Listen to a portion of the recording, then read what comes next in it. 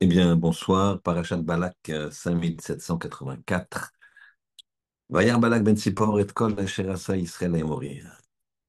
Balak ben Sipor, le roi de Moab, il a vu tout ce que les Bnei Israël ils ont fait aux Émoréens, c'est-à-dire qu'ils les ont exterminés.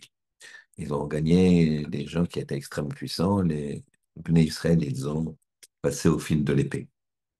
Alors, il a eu peur. Alors, la première chose qu'on va regarder, c'est que Vayar Balak, il a vu Balak. Dans cette paracha, on pourrait rappeler, pardon, cette paracha, la paracha de l'œil. Il y a plein d'endroits. On va revenir dessus, mais juste pour, euh, pour fixer, il y a marqué Vayar Balak, qu'il a vu. Ensuite, il y a marqué que euh, il va voir Bilam et il lui dit, regarde, il y a un peuple qui est sorti d'Égypte, Iné, voici, qui et en Arrête. Il a recouvert l'œil de la terre. L'œil de la terre. Encore une histoire d'œil. Ensuite, plus loin, partout, il y a marqué la Téréaton, après l'histoire de l'ânesse. Quand l'ânesse, elle va bloquer euh, Bilam, elle va s'arrêter parce qu'il y avait un ange, elle a vu qu'il y avait un ange d'Hachem devant. D'accord? Tout le monde connaît. Mais la- la- l'ânesse, elle a vu qu'il y avait un ange devant, et donc elle s'est va Téréaton, elle l'a vu. Et encore deux fois, va Téréaton, dans le passouk 25 et le passouk 27. Donc encore l'œil. Plus loin, il y a encore marqué qu'il y a l'œil de, de l'œil, Soumoken. On dit que Bilam dit l'homme à l'œil puissant, excusez-moi, l'homme à l'œil puissant, d'accord, parce qu'il avait un seul œil. On va essayer de comprendre pourquoi, c'est quoi son œil, un seul œil. Donc en fait, ici, on voit un paracha qui débute immédiatement par Bayar Balak. Très bien. Alors maintenant, on va poser des questions précises. Là, on a vu que l'œil était un élément très important et on va poser des questions et on va regarder la cohérence qu'il y a entre ces différentes questions comme on fait d'habitude. Première question, pourquoi Balak, il veut absolument faire maudire le clan d'Israël et c'est pour ça qu'il appelle Bilam. Pourquoi? Pourquoi maudire? Pourquoi il ne fait pas des pièges? Pourquoi il ne prépare pas ses armées? Deuxième question. Il y a comme Bilam Boker. Bilam, alors Bilam, il est Balak, il envoie Balak, il envoie à Bilam des messagers, et ces messagers viennent avec de l'argent, ils viennent avec des présents, et il, euh, il demande à Bilam de maudire le clan d'Israël sur ordre de Balak, sur demande de Balak. Bilam, il dit, moi, je peux faire que ce que Hachem il me demande de faire. Et donc, qu'est-ce qui se passe? Il dit, moi, cette nuit, Hachem, il va me parler, et je vous dirai ce qu'il me dit. Hachem, il lui dit, l'Otelechimem, ne va pas avec eux. Très bien. Il les renvoie. Et Balak, il dit, non, non, non, je veux absolument qu'il vienne me dire. Il envoie carrément des ministres beaucoup plus influents, et vraiment du top de la hiérarchie moabite, et beaucoup plus d'argent. Et Bilam leur dit, écoutez, je vais dormir et je ferai que ce que me demande Hachem. Et Hachem, il lui dit, Kum lech itam. Deuxième fois, il ne leur dit pas l'otelechim, il leur dit Kum lech itam. C'est très étonnant. Kum lech itam. Donc c'est une question, comment ça se fait? Une fois, Hachem, il lui dit, n'y va pas. Une deuxième fois, il lui dit, Kum, lève-toi, lech, va, itam, avec eux. Donc ça va, c'est pour dire, qu'est-ce qu'il fait à ce moment-là, Balak? Bilam, pardon, va y a comme Bilam Raboker. D'accord? Il s'est levé, Vayeshkem Bilam Baboker, il s'est levé très tôt le matin, Bilam, et il a sanglé son âne lui-même, à l'instar de Avram. Avram aussi, c'est une personne qui s'est levée très tôt pour faire la Kedat Yitzhak, et il a sanglé son âne. En fait, la raison, comment ça se fait qu'il a sanglé son âne? C'est un grand prophète. Il avait plein de d'Almidim, enfin de fidèles. Un prophète païen, un prophète goy. D'accord? Comment ça se fait qu'il le fait lui-même? Très bien. Bien, on reviendra après, parce que il y a dans cette paracha, on a déjà vu pour certains le sujet la question que je vais poser, mais on va la répéter parce que c'est un principe fondamental dans cette paracha. Deux, parce qu'elle est inclue dans notre problématique de l'œil. La faute de Shimon. À la fin de la paracha, on va voir que la tribu de Shimon va fauter avec les Midianites, avec les filles. Euh, Comment ça se fait que on a un Rav qui s'appelle Moshe Rabbeinu? On a on a un Rav qui s'appelle Moshe Rabbeinu. On a un grand prêtre qui s'appelle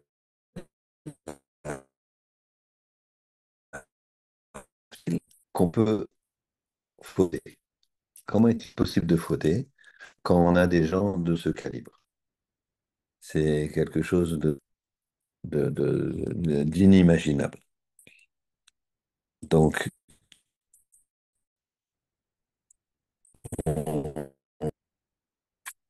excusez-moi, quelque chose d'inimaginable. Imaginez, vous avez un rave qui s'appelle Moshe Rabbeinu. Il est là, à côté de vous. Il n'est pas à 100 km, à 1000 km. Il est là dans le camp. Il est là dans le camp. Il est à portée de main. Aaron, tous les tzadikim, tous les gens qu'on connaît. Yoshua Ben Nun, Caleb Ben Yefuneh. Et tu vas avec des filles? C'est quoi cette histoire? Troisième chose, comme on a dit tout à l'heure, c'est la chose qui effraie le plus Balak. Et c'est pour ça que il, euh, il, euh, il a l'air de dire à Bilam, je veux absolument me débarrasser des Juifs. C'est parce que ce peuple-là, Kissa et En Haaretz, il recouvre l'œil de la terre. Ça veut dire quoi recouvrir l'œil de la terre? Qu'est-ce qui se cache derrière ça? Très bien. Alors, on va commencer à répéter les questions et puis on va faire la liaison de tout. On avait dit pourquoi Balak il veut vraiment maudire le clan d'Israël et on va répéter la question d'après et pourquoi ça lui fait peur que le clan d'Israël il couvre l'œil de la terre. Pourquoi Bilam il s'est levé tôt le matin, il a sanglé son âne lui-même pour aller voir Balak et maudire le clan d'Israël, alors qu'il avait plein de serviteurs, plein de gens qui le servent. Et enfin, comment ça se fait que Shimon il peut fauter? Puisque Shimon, non seulement il est très grand, une tribu exceptionnelle, ils ont des grands maîtres, des grands Dayanim, mais ils ont surtout Moshe Rabbeinu comme maître de la génération, Aaron, etc., comme on l'a dit. Alors pour ça, on va essayer de regarder un petit peu ce qui se passe, ce qu'il a compris Balak. Balak, il a compris une chose. Il a compris que c'est anormal que les Juifs, ils, les bénis Israël, ils aient vaincu Midian. C'est, c'est, les Hémoriens, pardon. C'est anormal qu'ils aient vaincu les Hémoriens qui étaient beaucoup plus puissants. C'était beaucoup plus nombreux, beaucoup plus puissants, des hommes de guerre, alors que là, c'est un peuple qui a été est né dans l'esclavage et pas dans la façon de se battre. Donc il a compris qu'il y avait autre chose. Il a compris quoi? Un Otaï, c'est que leur force, elle est dans la tfila. La force d'un juif, elle est dans sa tfila. Quand je vois il a dit demande, demande-moi. On va expliquer un petit peu la tfila, ce que c'est. Il va comprendre le lien entre l'œil et la tefila. Donc, Balak comprend que le clan d'Israël, il faut le maudire. Pourquoi? Il faut utiliser des mots. Parce que lui, il utilise des mots. Lui, il utilise des mots pour se rapprocher d'Hachem. Et donc, puisque lui, il utilise des mots pour se rapprocher d'Hachem, alors moi, je vais utiliser des mots. Je vais utiliser des mots pour le combattre. Et c'est ce qu'il va essayer de faire. Et donc, on voit quoi? Hein, que il a compris Balak que la force des Juifs, c'est dans la tefila. C'est dans les mots de la Torah. Et le, les maîtres du Zohar, ils expliquent qu'en fait, tout, tout le monde, toute matière, c'est l'énergie d'Hachem. Et que l'homme, c'est plus que l'énergie encore d'Hachem. Il y a une étincelle divine en lui. C'est pour ça qu'un homme, il est fait, d'accord? On a déjà vu, mais la, la, la, la, la, la forme d'un homme,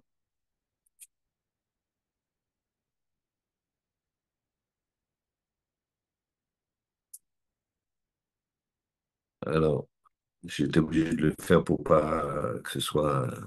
C'est un yod, la tête c'est le yod. Ensuite, vous avez les mains, le hé, le vav, le tronc, et le hé. J'ai un peu descendu pour faire un kouf, pas un hé, parce que sinon c'est le nom d'Hachem. Donc, vous avez le yod, c'est la tête, le hé, c'est les membres, le vav, c'est le tronc, et le hé, le deuxième hé, c'est c'est les euh, membres inférieurs. D'accord? Donc en fait, ça, lui, Balak, il a compris ça. Il a compris que cette étincelle divine, il fallait la casser. Et que cette façon d'être du clan d'Israël, si jamais il n'arrivait pas avec la bouche, eh ben, il n'arriverait pas avec les armes. Donc ça, c'est le grand principe. Et donc, il a demandé à Bilam de venir le maudire. Alors, on va expliquer, j'ai pas perdu le fil. Rappelez-vous, il faut expliquer l'œil et la tefila, comment ça marche ensemble. Et pour l'instant, on va continuer à creuser les différentes questions qu'on a posées en introduction. Akadosh Baruch Hu, il vient la première fois, il dit à Bilam, ne va pas avec eux. Je t'interdis d'aller avec eux, je veux pas que tu maudisses mon peuple. Le lendemain, il revient, ou quelques jours plus tard, il revient, pressé par Balak de venir maudire, avec plus d'argent, plus de kavod, quelques jours plus tard. Comme l'air Hitam, lève-toi et va avec eux. Comment ça se fait qu'Hachem il change d'opinion? Akadosh Baruch Hu, il change pas d'opinion. Il t'a dit, je t'ai dit, je veux pas. Maintenant, tu veux absolument le faire? Ah, vas-y, vas-y, fais-le. Ok, c'est bon. Tu peux y aller. Et pire que ça, comme l'air Hitam. Vas-y, dépêche-toi, vas-y avec eux. Qu'est-ce qu'il fait, Béla? Il se lève tôt le matin et il sangle son âne. Pourquoi? Parce qu'il est poussé par la haine. Il est poussé par un sentiment de haine qui lui fait se lever le matin. Il ne va pas réveiller ses talmidim ou ses, ses fidèles, ses serviteurs. Il le fait lui-même, il sangle son âne. C'est quand même pas une très grande, c'est un palefrenier qui fait ça. C'est pas un très grand maître. Il sangle son âne. Et il a voulu faire comme Abraham. Abraham, il a sanglé son âme, il s'est levé tôt. Mais lui, il était poussé par l'amour du clan d'Israël qui devait venir. Et donc, ça, c'est une grande leçon qui dit, que la Gemara dans Makot nous dit, que dans le chemin dans lequel un homme il veut aller, Hachem il l'amène. Il va même lui enlever des barrières. Même tu veux y aller, vas-y. Je te donne, je t'ouvre les barres. Je t'ouvre la possibilité d'aller. Ça, c'est une grande leçon qu'il faut comprendre. Que la volonté qu'on a, ce qu'on met comme volonté, finalement, ça va marcher. Et donc, là, j'ai essayé, ça n'a pas marché. T'as pas vraiment voulu. T'as pas vraiment voulu. T'as pas vraiment voulu. Si tu veux vraiment, tu vas y arriver. Marqué dans le Passouk, à la fin de cette paracha, un très beau Passouk qui est un peu compliqué à comprendre, mais quand tu, quand tu le lis, tu as, voilà. Loïbit, Loïbit, Aven. Encore une fois, Loïbit, il ne voit pas Aven, c'est le Passouk 23, chapitre 23, Passouk 21. C'est une des prophéties de Bilam. Loïbit Aven Beyakov. Il voit pas, hein, on parle d'Hachem, Ibit, c'est voir, Aven d'iniquité Beyakov en Jacob. Velora un mal Israël. Il voit pas de mal, de lourdeur dans le clan d'Israël. Hachem Elokavimo. L'Éternel, son Dieu, est avec lui, avec son peuple. C'est quoi ce Hamal? Il voit pas de Hamal. Il voit pas de difficulté dans son peuple. En fait, ça veut dire la chose suivante. Et on va l'imager par une histoire. Il y avait un jour un homme qui fait ses courses. Il va au marché et, et il fait ses courses. Il fait ses courses. Et à la caisse, il demande est-ce que vous pouvez me livrer? Vous pouvez me livrer? Bien sûr. Il, euh, il attend, il attend, il attend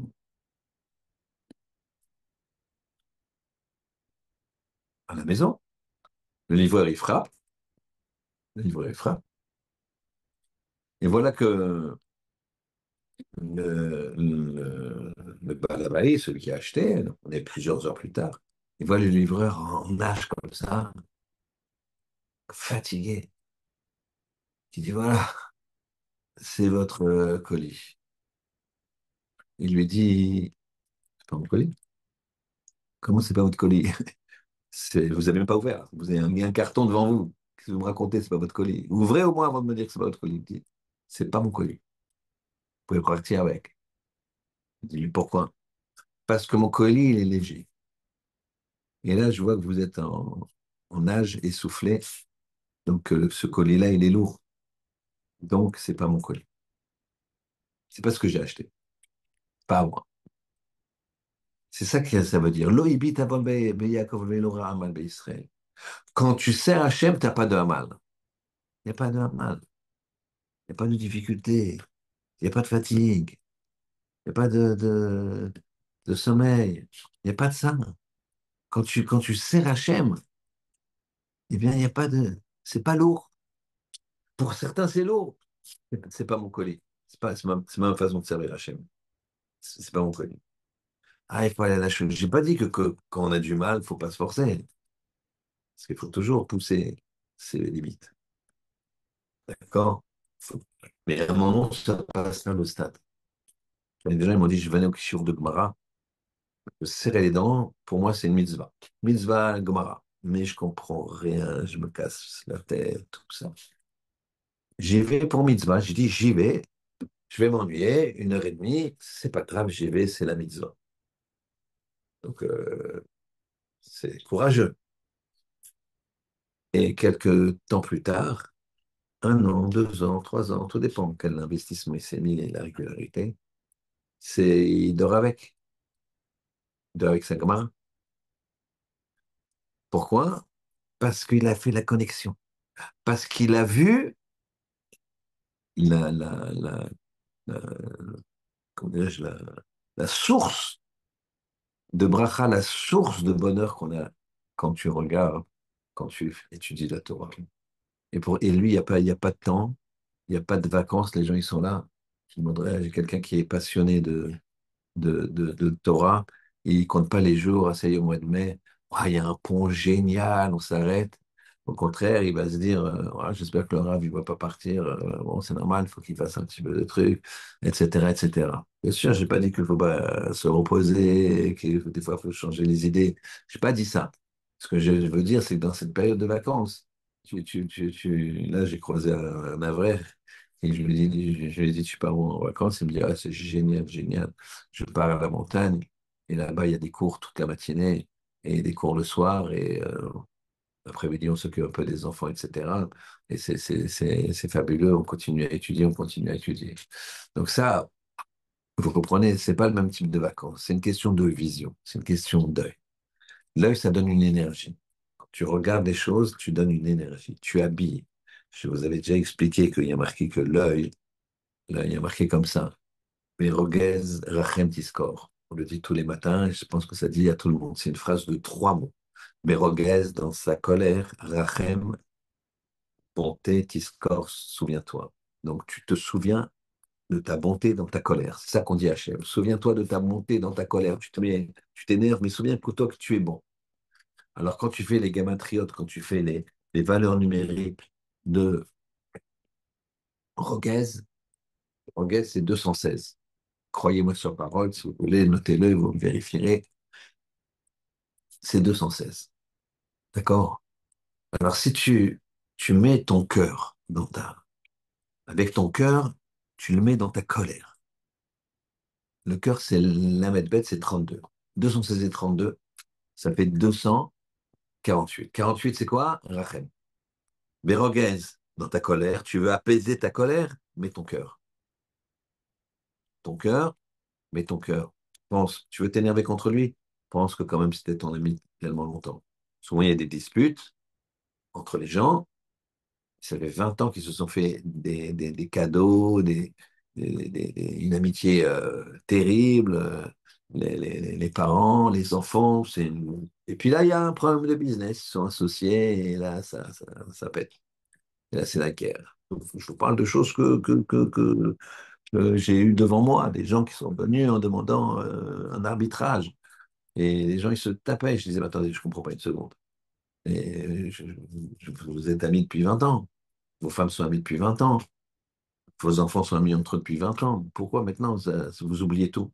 D'accord, ici, il y a un malentendu dans l'affaire. C'est jamais 100% de chaque côté, d'un côté et 0% de l'autre. Il va falloir le résoudre. Mais pourquoi monter à ce grade-là? C'est une question de vue. Mets ton cœur dedans, et là, ça marche. Mais regarde, Rachem Tiskor. Après, une fois que tu as Rachem, si tu mets le Aïn, l'œil, Aïn, Yud, Nun, d'accord, qui fait 130. D'accord? 130. C'est pour ça qu'on a deux yeux. Deux yeux, c'est 260. D'accord? Gematria 10 fois du Yudke Vavke. Mais 130 dans 248, ça fait 378. 378, c'est quoi? C'est le mot péchalin, la paix. Et c'est le même mot que malbouche, de revêtir. C'est-à-dire que quand tu mets ton cœur et ton œil, donc ton œil va te permettre de revêtir la personne. C'est ce qu'on appelle le mauvais œil. Quand tu regardes quelqu'un avec bonté, tu lui donnes quelque part une énergie positive. Tu le gardes avec amour, tu lui donnes une énergie. Tu lui donnes avec jalousie, malheureusement, ça dégage une mauvaise énergie et la personne, elle, le ressent. Et la personne qu'on regarde, et aussi la personne qui regarde d'un mauvais œil. Et Bilam, c'était le mauvais œil. Et qu'est-ce que ça veut dire qu'il a vu l'œil de la terre? L'œil de la terre qui était couvert. Il couvre l'œil de la terre. La terre, c'est la Touma. La terre, quand vous voyez la terre, c'est pas tout le temps, mais c'est la Touma vient de la terre.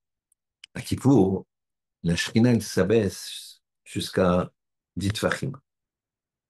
C'est pour ça que chez Nazim, carrément, on est pieds nus, à la Neila. La Shrina, à la Neila de Kippour, elle s'abaisse. Pourquoi? Parce qu'elle purifie la terre. Pourquoi on n'est pas en contact pieds nus à la terre? Parce que c'est à tout le monde. On doit avoir des chaussures. Tous les matins, on dit chez Asali, Kol, Tzor, Ki. On remercie Hachem de nous avoir fait faire des chaussures. C'est quoi? C'est des chaussures pour nous séparer de la Touma. Dans le Midrash, dans la Mishnah, dans la Gemara, dans le Mea Noès, il y a l'histoire de Shimon ben Shattach. Shimon ben Shattach, Shimon ben Shattach, il a dans son environnement, il y avait 60 sorcières. Il a voulu s'en séparer. Les sorcières, c'est dangereux. Et puis, il faut pas les laisser vivre. Qu'est-ce qu'il a fait? Alors, les sorcières, c'est quoi? Elles sont attirées par les mauvaises mœurs. la plus grande des impuretés, c'est les mauvaises mœurs. Avec les goïms, les goyotes, là, ça provoque des catastrophes au niveau de la Touma. Et donc, elles aiment bien ça, les sorcières, parce que ça leur donne une force. Et lui, qu'est-ce qu'il a fait? Il a repéré qu'elles étaient dans une certaine grotte, là, dans les hauts de la Galilée, au-dessus de Tveria. Tveria, Tzfat, il était par là. Et il a pris 60 bachorim. 60 bachorim avec chacun une corde et un espèce de vêtement imperméable. Il a choisi un jour de pluie.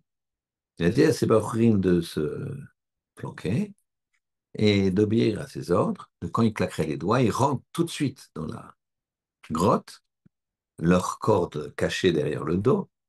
Ils enlèvent leur espèce de par-dessus et ils seront donc secs. Et pourquoi il a fait ça?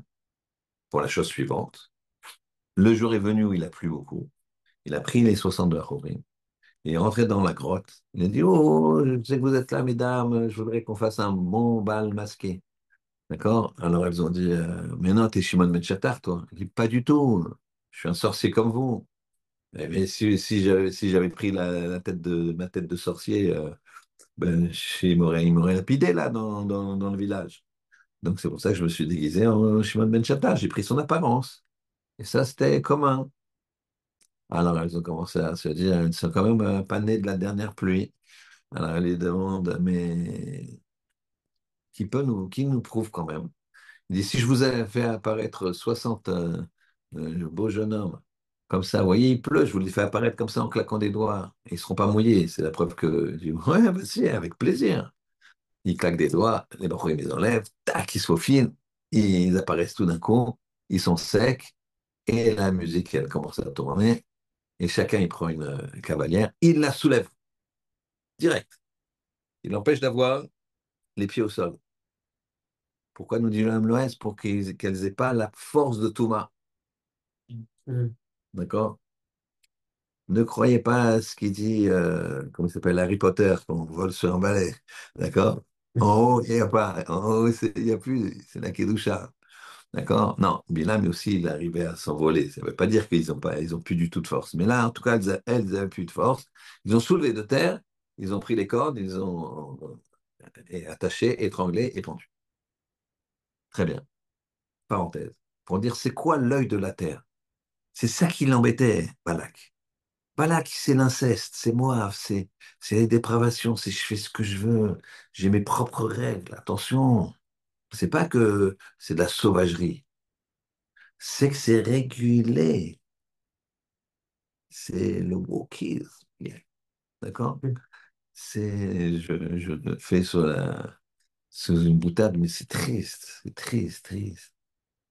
Et tu m'aides, c'est triste, c'est officiel, comme ce qui se passe maintenant. C'est Balak maintenant. Il dit que c'est officiel. Qu'est-ce qu'ils font les Juifs? Ils viennent, ils couvrent cet œil-là de la terre. Ils couvrent l'œil de la terre. C'est-à-dire quoi? Ils m'empêchent de voir la terre. Ils couvrent l'œil de la terre. Moi, je veux l'œil de la terre. Je veux pas l'œil des Juifs. Moi, je veux pas l'œil de la conscience. Je veux pas cet œil-là, moi. Il dit Balak. Ils sont en train de couvrir l'œil de la terre. Et la Touma, il montre que c'est faux. J'en veux pas. Moi, c'est ce qui se passe. Moi, c'est ce qui se passe de nos jours. Un antisémitisme qui sort comme ça. D'où, de quoi, comment? D'où, de quoi, comment? Je fais pas de politique, je suis pas de rien.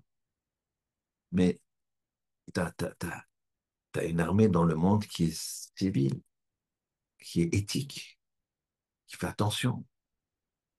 Tu les bombardes, tu les massacres, tu les tues, tu les pilles, tu les violes. Puis il faut faire de la retenue. Fais attention et entrer. Mais n'importe quel pays, vite fait, quoi, ça, pas en 8 mois, 9 mois. C'est pas.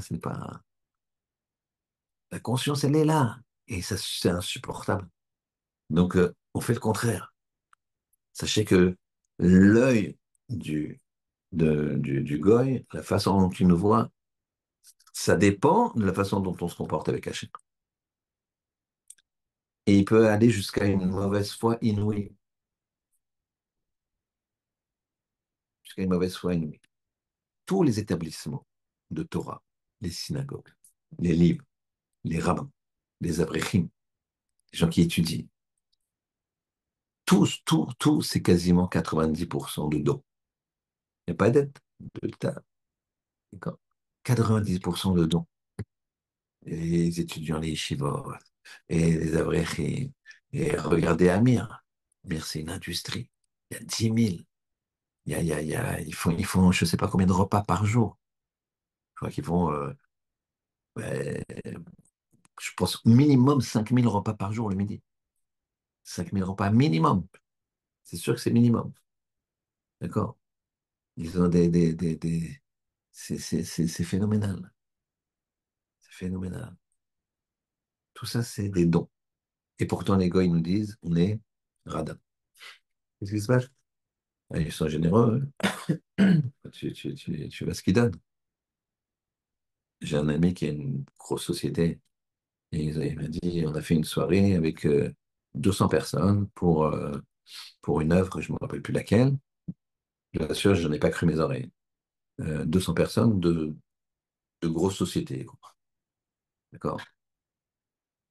Et pour des dons. Il m'a dit, devine combien on a récolté. Je lui ai dit, je ne sais pas, j'imaginais une somme. Il m'a dit 25 000. Je lui ai dit, tu te moques de moi, hein. 250 000 euros, hein. 25 000. Voilà, 200 euros, 1 000 euros, 50 euros, je sais pas. Et nous, on est radins. Venez dans les galas. Venez voir dans les galas ce qui se passe. Venez voir dans les halodons ce qui se passe. Combien les gens ils donnent. Ça, c'est l'œil. L'œil qu'ils ont de nous, attention à Bretagne, c'est l'œil qu'on a vis-à-vis d'Hachem. C'est-à-dire que si on est bien vu d'Hachem, on est bien vu des nations. Et on voit bien que de nos jours, des fois, ils nous aiment beaucoup. On met le doigt sur ceux qui nous aiment beaucoup. Moi, il ne faut jamais être pessimiste. De toute façon, Hachem, il gagne toujours. Il faut toujours être optimiste. Pense au futur. Si jamais tu t'es un peu angoissé, qu'est-ce qui se passe, machin, Mélenchon, truc, l'antisémitisme, pense au Ribono Shel Olam. Qu'est-ce qu'il y a? Qui c'est quoi? Lui, il n'existe pas. C'est les Ribono Shel Olam, ils gagnent toujours. C'est les Ribono Shel Olam. Donc, nous travaillons pour les Ribono Shel Olam. Donc, notre vision, elle doit être celle-là. Et si elle est celle-là, leur vision à eux, ben, ça changera. Il y a des gens qui nous regardent bien, pas croire. Beaucoup. Il y a les autres. Et ça dépend de nous. Ça, c'est le principe. On a une, le principe de la haine, donc cette vision haineuse de Bilam, c'est que la pensée, la logique, si vous voulez, elle n'a pas d'emprise face à la volonté de l'homme. C'est plus fort que lui. C'est plus fort que lui. L'homme qui est poussé par un sentiment, eh bien, sa logique, elle se met de côté. David Ameller, il explique comme ça qu'il est malade, et il dit, moi, je voulais rentrer, me reposer. Et je me suis retrouvé au Beth Midrash. Je me suis retrouvé au Beth Midrash. Bien sûr, je connais quelqu'un qui m'a raconté ça. C'est quelqu'un avec qui je travaillais. Et je l'appelle, et j'ai étudié à Épinay à l'époque. Et je l'appelle, je lui dis, il avait ses bureaux à Levallois comme moi. Et de temps en temps, on prenait la voiture ensemble. Donc je l'appelle, je lui dis, tu veux que je vienne te chercher ou tu viens me chercher? Comme ça, on y va. J'ai étudié de 13 heures à 17 heures. Et après, je revenais au bureau. Et donc, lui aussi, donc c'était parfait. Je me dis, non, j'ai 39 de fièvre, là, j'ai une angine, là, je suis fatigué, j'en peux plus. Je, je rentre à la maison. Je dis, ah, il faut chez les mains et tout. Je dis, ah ouais, ouais, je suis KO, KO. Je rentre à la maison. Bref, je vais à Épinay, et tout d'un coup, je le vois arriver. Je dis, tu te moques de moi ou quoi? Il me dit, je sais pas, je te promets. Il était fiévreux, oui, il était très, mais il était quand même, il est resté étudier. Il m'a dit, je sais pas, j'ai pas réfléchi, j'étais dans les vapes et ma voiture m'a amené à l'Yeshiva. C'est pas. Bilam, c'est le contraire. Bilam, lui, ses pieds, il l'amène. Il se lève tôt le matin, ça l'amène pour maudire le clan d'Israël. Il va absolument maudire. On a dit qu'il n'y a pas de Hamal. Quand il y a du, quand il y a de la volonté, il n'y a pas de Hamal, il n'y a pas de difficulté. C'est ça qu'il a dit, une des brachot, puisqu'il nous a envoyé plein de brachot, Bilam. Il n'est pas réussi à nous maudire. Tout ce qu'il dit. Il y a une bracha extraordinaire qu'on dit quand on arrive dans la choule. Matovu alecha Yaakov, tout le monde connaît ça, combien elles sont belles, tes tantes Yaakov. Tov, le Tov, c'est l'avenir. Pourquoi il y a de l'avenir? Parce qu'il y a de la tsniout. Quand il y a de la tsniout, il y a de l'avenir. Quand il n'y a pas de tsniout, il n'y a pas d'avenir, messieurs. Quand tu regardes ce qu'il ne faut pas regarder, il n'y a pas d'avenir. Ouais, ça va, c'est un regard, il n'y a pas d'avenir. C'est tombé. Si tu regardes ce qu'il faut voir, il y a oui de l'avenir. Donc il a dit, Matovu alecha Yaakov. Combien elles sont belles tes tentes? Pourquoi? Parce que chacun sait, la fenêtre d'une tente donnait sur un mur aveugle du voisin. Donc on voyait rien de ce qui se passe chez le voisin. Et ça, c'était indéniable. Seulement, lui, avec son œil, qu'est-ce qu'il a fait? C'est la dernière brachot. En partant, il a dit, il a crié fort. Il a crié fort. Il a mis l'œil, comme on dit au Maroc. D'accord? En Tunisie ou en Pologne, ça marche aussi. D'accord? C'est international. Il a mis l'œil en criant. Il a crié tellement fort que toutes les nations ils ont entendu. C'est comme s'il disait, regardez le peuple juif comme il est kadosh, comme il est saint, comme il est pur. Ils font jamais rien avec les autres nations. Ils sont très forts. Ça s'appelle l'œil. Il dit, regardez, c'est comme ils ont regardé et tac. C'était le conseil qu'il a donné à Balak. Il a pris les filles midianites de Midian, qui aussi voulaient détruire le clan d'Israël. Et là, on reprend la question. Qu'est-ce qui s'est passé pour que la tribu de Shimon, Kodesh Kodashim, on ne peut pas imaginer, Kodesh Kodashim, ils aient fauté? Qu'est-ce qui s'est passé? Pourquoi? Pourquoi ils ont pu fauter avec des non-juifs et des goyins? Comment ça se fait?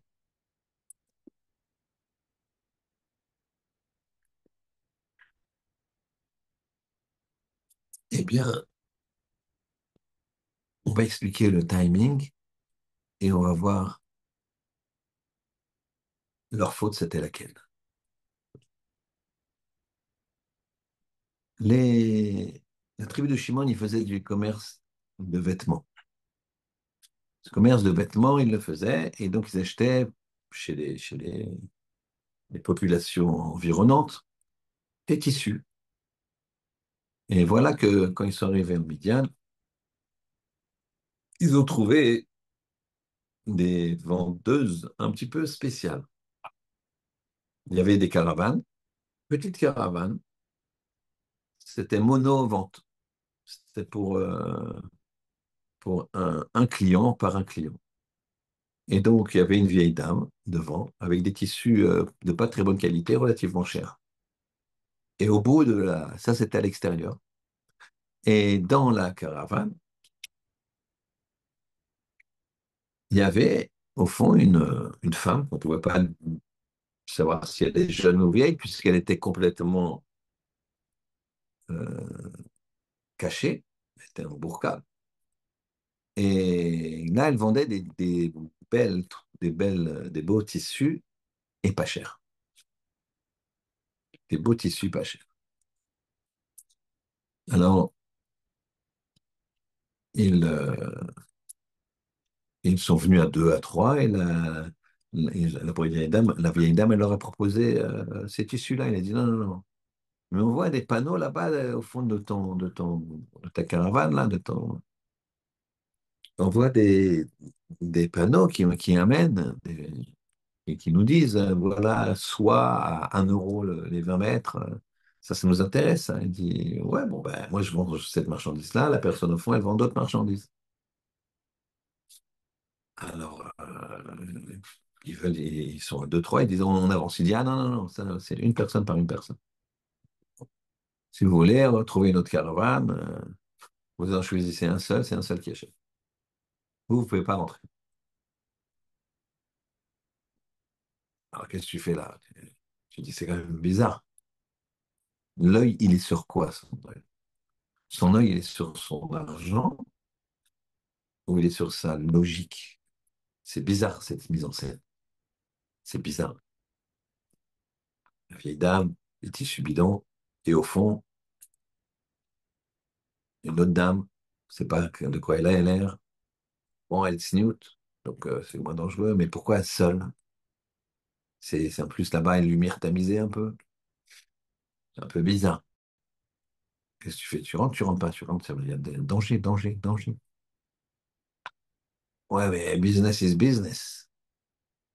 Il rentre et puis il achète. Et le lendemain, il revient. Ça s'est bien passé.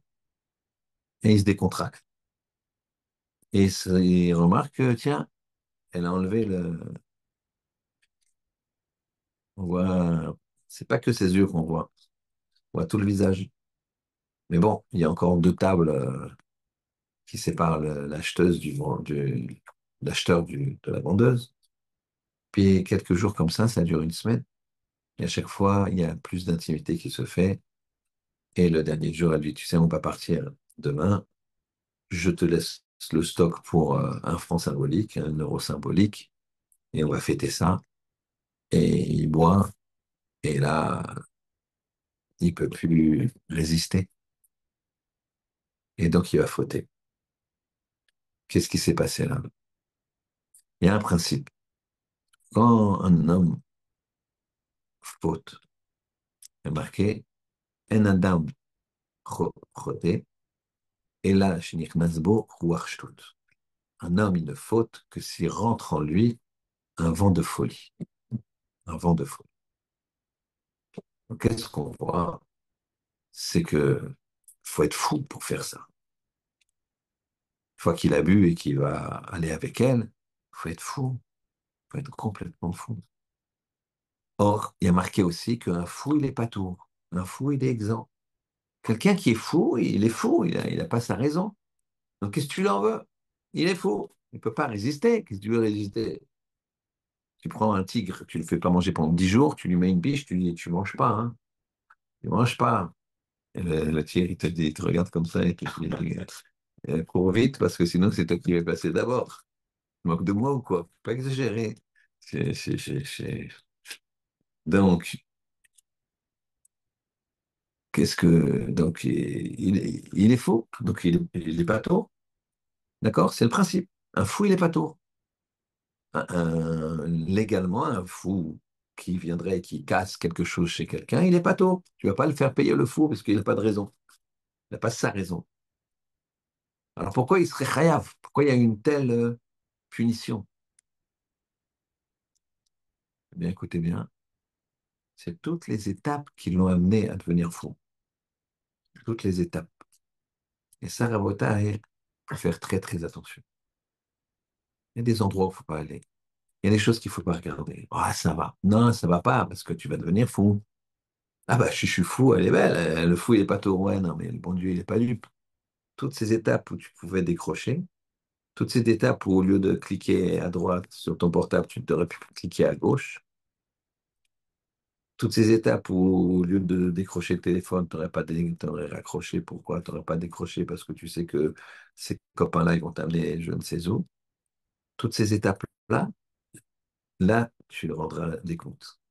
Tu étais conscient, tu étais tranquille, tu savais où tu allais et tu t'es embrumé la tête parce que finalement, tu voulais faire ça. Après, t'es fou, c'est une chose, mais là, t'étais pas fou. Et donc, c'est pire parce que toutes ces étapes-là, elles sont comptées comme des fautes. Toutes ces étapes. Et c'est ça qui s'est passé avec la tribu de Shimon. Qu'est-ce que tu vas au fond d'une caravane? Qu'est-ce que tu discutes? Pourquoi tu sens pas le piège? Pourquoi c'est un par un, etc., etc. Donc ça, c'est une question de vision des choses. Quand je vous le répète encore une fois, que la pensée n'a pas d'emprise sur la volonté de l'homme ou quand il a un sentiment. Le sentiment de vouloir de l'argent ou le sentiment de faire plaisir à ses yeux parce que elle est jolie, eh bien, la pensée n'a plus de pouvoir. Elle n'a plus de pouvoir dessus. Mais c'est pas logique. Pourquoi tu as fait ça? Je sais pas. Tu te rends compte que c'est une catastrophe, ta vie, elle est foutue. Je sais pas. Pourquoi? Parce que ce que tu avais dans ta pensée, ta volonté, eh ben, cette volonté, elle a écrasé ta logique. Il y avait un rave qui s'appelle Rav Yisachar Meir Zecher Tzaddik Kadosh Livracha, et ce rave, il était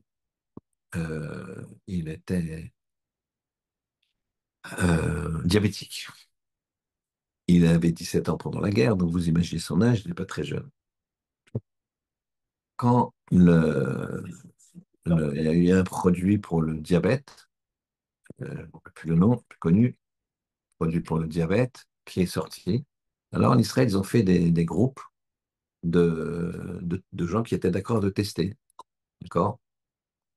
De tester le produit, le médicament. Et donc lui, il était avec des gens pas religieux, des gens religieux, des gens pas religieux, des diabétiques, quoi. Et un jour, il m'a dit, voilà, moi j'ai plus de 75 ans, lui il est parti à 83 ans. Mais là, quand il m'a raconté ça, il a dit, j'ai plus de 75 ans. Et là, il y a le dernier qui était vivant de mon groupe qui est mort à 68. Lui, c'était le plus vieux du groupe. Et tous les autres plus jeunes que moi, qui étaient pourtant j'étais le plus vieux, ils sont tous morts. Il m'a dit, tu sais pourquoi il est mort, Michael? Je vais t'expliquer, Michael, pourquoi cet homme-là, il est mort. Parce que il a mangé un gâteau au chocolat.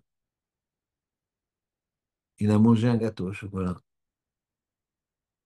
Et quand j'étais le voir et que ça a tout déréglé, etc., et qu'il était à l'hôpital avec tout ce qu'il fallait essayer de le sauver, il m'a dit, je peux pas, c'est se priver de gâteau au chocolat. Donc, la pensée, elle a plus de... Ce qui a marqué ici à mal, quand tu regardes les mitzvot, que c'est ça qui te fait vivre. Quand tu regardes que tu fais une bonté, c'est ça qui te fait vivre. C'est ça qui fait vivre le monde. Eh bien, tu sais plus un point. Parfois, les gens, ils voient quelqu'un qui arrive, qui est un spécialiste, ça s'appelle Gabay Tzedaka. Gabay Tzedaka, c'est dans les communautés avant, il y avait Gabay Tzedaka, celui qui gardait la Tzedaka et aussi qui allait, bien sûr, aller demander de la Tzedaka. Alors, des fois, les gens, qu'est-ce qu'ils faisaient? Ils le voyaient arriver. Oh, attends une seconde, attends, j'ai un rendez-vous, au revoir, etc. Mais l'homme intelligent, il le cherche, il va le chercher. Dans la Gemara Ta'anit, dans la Gemara Ta'anit, il y avait un homme. Dès qu'il voyait les gars avec de tzedaka, il leur donnait. Il n'était pas riche, il leur donnait. Un jour, il va, c'est connu, il mariait sa fille. Il n'était pas riche, cet homme-là. Il va au marché pour acheter des tissus, des choses pour le mariage. Donc il regarde, il est là, et il n'a pas une grosse somme, une petite somme, mais tout d'un coup, il voit les gabailles de tzedaka qui arrivent dans le marché. Eux, ils le voient aussi, ils commencent à leur courir après. Eux, ils commencent à courir, à s'enfuir. Mais justement, il avait tellement la volonté de faire la mitzvah qu'il a réussi à les attraper. Il a dit, je ne vous lâcherai pas tant que vous ne me dites pas pourquoi vous, vous, vous êtes enfui et pourquoi vous êtes venu. Si vous êtes là dans le marché, c'est que vous demandez aux gens, ouais, tiens, tu dépenses, t'achètes pour Shabbat, tu prends trois damroud comme ça, tu prends du vin Smith Olafite à temps, tu prends, on est dans le 16e, d'accord, tu prends, etc. Et tu dis-moi, tu peux donner un peu, on ramasse pour ci, pour ça. Donc dans le marché, c'est un bon endroit où demander, sensibiliser les gens. C'est à manger, donne pour les autres, donne à manger pour les autres. Très bien. Et donc pourquoi vous ramassez? Il dit, on ne va pas te dire. Pourquoi vous ramassez? Je ne vous lâcherai pas. Pourquoi vous ramassez? Il dit, pour un mariage. Il dit, un mariage de qui? De quoi? D'une orpheline avec un orphelin. Ils n'ont rien. Il dit, quoi? Il sort tout son argent. Il dit, voilà, prenez-le. Il dit, voilà, on savait que c'était pour ça. T'as ta fille à marier, etc. Mais ma fille, elle a un père. Eux, ils n'ont pas de père, ni le fils, ni le khatan, ni la kala. Donne-leur cet argent. De toute façon, c'est fini. Je mets un khiram sur cet argent. Jamais je me servirai de cet argent. Faites comme vous voulez, sinon c'est fini. De toute façon, c'est poubelle. Ça, c'est quand il n'y a pas de Hamal. Il y a un maître qui s'appelait Rav Zevele de Vologine, c'est pas Rav Chaim de Vologine. Je crois que c'est son frère. Il était de nature très faible, très faible. Il avait, à l'époque, c'était des grosses armoires comme ça, les unes à côté des autres. Et, euh, et à un moment, il cherchait un sefer, il était très tard la nuit, 2, 3 heures du matin, et d'habitude, c'était le shamash qui lui prend les séfarim. Il avait du mal à se lever, il était très faible de nature. Et là, il était âgé en plus. Et le Gaba, il témoigne que bon, il va se coucher vers 2 heures du matin, il laisse le Rav étudier, il étudie, il étudie. Et puis il dit au Rav, c'est bon, vous avez tous les Sfarim. Parce qu'il sait que le Rav, il peut pas se lever, prendre les Sfarim, ils sont hauts. Et après, il lui dit, ouais, ouais, c'est bon, tu peux y aller, j'ai tout ce qu'il faut pour passer la nuit. Il commence à étudier. Le Gaba, il s'en va, il a mis l'eau à côté du raf, quelques fruits, tout est bien. Et 2h30 du matin, c'est déjà un prodige. On laisse le raf tout seul au Beth Midrash. Le lendemain matin, il vient, il trouve le raf en train d'étudier. Ça, c'était classique. Mais surtout, il voit un livre. Il dit, c'est pas possible. Je vous ai pris ce livre hier soir. Il dit, non, non, j'ai besoin de ce livre et j'ai été le chercher. Mais Rav, il est bien derrière cette armoire. Il dit, ouais. Il témoigne, le gabaye, qu'il était en fait, il y avait des armoires collées et que pour avoir accès au livre, il fallait pousser l'armoire que lui, il demandait d'être deux. Il demandait à un autre gabaye de venir, aide-moi à pousser cette armoire, il y a un livre qui est derrière. Il y a des livres qui sont derrière. Et il a vu que le Rav, il a regardé l'armoire, elle était déplacée. Et il a dit, excuse-moi, on va imaginer le niveau du Rav. Il a dit, excuse-moi, j'ai essayé de la remettre, je ne suis pas arrivé. L'enlever, je suis arrivé, le remettre, je suis pas arrivé. La volonté, c'est pas normal. Les gens ils disent comment faire pour travailler le midot, comment faire pour se rapprocher d'Hachem, comment faire. Il n'y a pas de Hamal, c'est ce qu'il dit ici. Loïbit, il n'a pas vu Hachem de Hamal, il n'a pas vu de difficulté dans le principe que le clan Israël, euh, s'investir dans les mitzvot. Il y a, on va finir par ça, il y a dans la Gemara Rosh Hashanah un prophète qui s'appelle Hanania. Prophète Hanania. C'est un prophète qui est venu voir un roi qui s'appelait Dariavesh. Il était conseiller de Dariavesh. Dariavesh, c'est le père d'Achashverosh. D'accord? Euh, et le beau-père d'Achashverosh. Le beau-père d'Achashverosh. Quand viendra l'époque de Megillah, je vous expliquerai un petit peu toute la généalogie. Et donc, il a appris, quelques mois plus tard, que Yerushalayim, puisque ça se passait en Babylonie, il a appris que Yerushalayim était dévasté, catastrophe, une pauvreté terrible, enfin dévasté. Et quand il a appris ça, il était très très triste. Et très triste, il était en jeûne. Il jeûnait tous les jours. Plusieurs mois se sont passés, et à un moment, il a été appelé auprès du roi. Et quand il était appelé auprès du roi, c'est lui qui lui versait du vin. C'était le goûteur. Celui qui était appelé comme ça, c'était le goûteur. Alors lui, il verse le vin, il goûte pas. Il goûte pas puisqu'il est en jeûne. Et il est en aveloute, en deuil, ou pas de vin. Il donne au roi ce n'est que de l'eau, sans, sans, sans goûter. Et il est très pâle, très malheureux, alors qu'il était toujours. jovial, bien rayonnant. Là, il est éteint, il est dur. Et là, il se passe quelque chose de que je vous imaginez la scène. Le roi, il lui dit, mais donc il lui donne pas, il goûte pas. Il a une sale tête. Il le regarde très sévèrement. Il lui dit, dis-moi, qu'est-ce qui se passe? Je vois que t'as une sale tête là. Et t'es pas malade. Pas que t'es malade. C'est que tu complotes. Tu bois pas le vin. Tu complotes. Là, t'as déjà les officiers qui ont les mains sur les épées.